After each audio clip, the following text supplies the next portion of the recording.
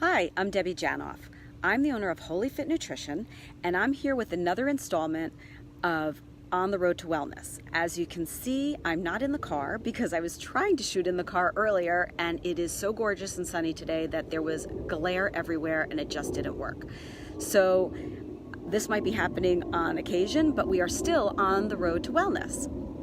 I just got back from taking my daughter to the train. It is her last round trip back to college, and it is her senior year, and we're getting ready for graduation. So what a bittersweet time. But happy May, everybody. I'm so excited. I love May. It's my birthday month. This year it's college graduation and so much going on. And having her home actually was what inspired me to talk to you today. And I am live, so forgive any outside noises or background stuff because I usually do record these. But anyway, you know, she was home last night and we were running around doing a lot of errands, and I hadn't planned dinner and I hadn't thought about what to do, and I wasn't in the mood to cook. And most of my friends, my family, and my clients as well are not huge fans of cooking all the time. I give you great recipes and I'm going to demonstrate great recipes going forward, but you know, we're not always in the mood and we may not always have gone to the market. And so I need to be able to prepare you for what to do when you need to either go out to eat or order in. And I've become accustomed to looking at menus online. I use OpenTable and Yelp as great resources to be able to look at a restaurant's menu in advance. So before we go out to eat, I usually have an idea of what it is I want to eat. And if I'm making the arrangements, I can actually plan in advance where I want to go based on what the menu looks like. And I do that. It's become a routine, it's become a habit, and I love to teach that to you. It's a great tool for you.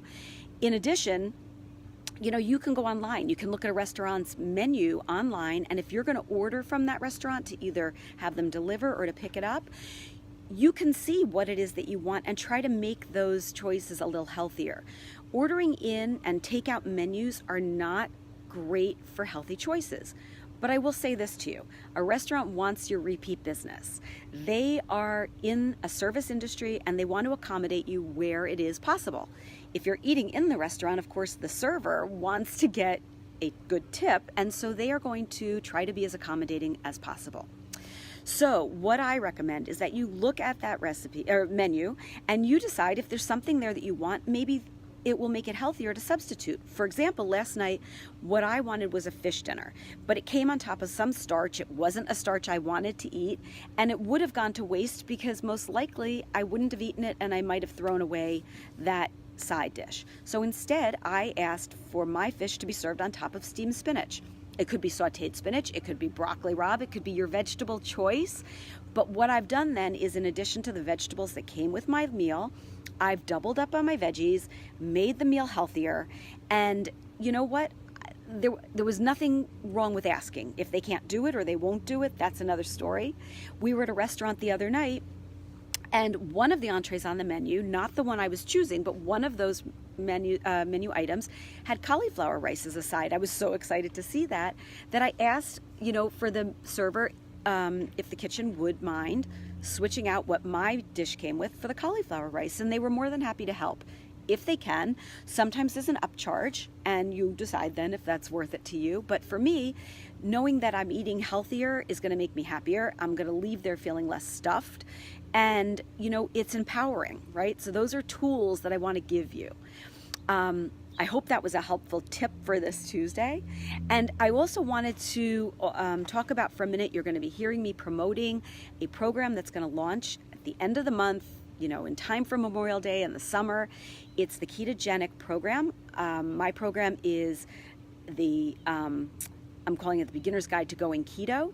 It's going to be very basic. It's a 4-week-long program teaching you all about the ketogenic program, which is not new, although it is a buzzword you're hearing about lately. It's a program that is moderate amount of protein, very low carbs, and a high amount of healthy fat. And I'm going to teach you why that is a great program for people, especially those who are fond of eating different kind of animal proteins, whether it's poultry, meat, fish. There's so many great recipes in there. I'm going to help you understand what menu items are better to choose, how to eat out, how to eat in, how to cook healthy recipes. There's so much information. It's going to be jam-packed, and I'm really excited to share that with you. So look forward to more about the keto program. Look forward to more on the road to wellness tips. I might try to do these in the car when it's raining, because then I know I can have a better light in the car. If you have questions, please post them. Share your comments. I'm really excited for you to tell me what you think about the video live. Only be nice. Be kind. Have a great day. Enjoy this glorious first day of May. The flowers are blooming. I think spring is in the air, although I understand it's going to be more like summer, which I'm cool with.